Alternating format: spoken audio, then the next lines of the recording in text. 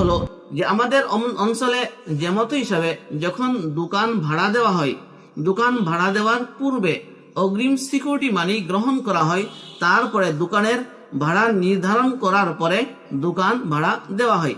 এমতো হিসাবে যদি কোনো ব্যক্তি জমি ভাড়া দেওয়ার পূর্বে অ্যাডভান্স অগ্রিম সিকিউরিটি মানি গ্রহণ করার পর জমিনের বাৎসরিক বা সিজন হিসাবে ভাড়া নির্ধারণ করার পরে ভাড়া দেয় বা লিজে দেয়, তাহলে শরীয়ত মতে এই সকল জায়েজ এবং বৈধ হবে। তবে শর্ত হলো যে ভাড়া নির্ধারণ করার ক্ষেত্রে যেই জমিন ভাড়া দেওয়া হতেছে সেই অঞ্চলে এমতো জমিনের প্রচলিত যে ভাড়া থাকবে তেমতো ভাড়াই নির্ধারণ করতে হবে, অন্যথায় জায়েজ হবে না।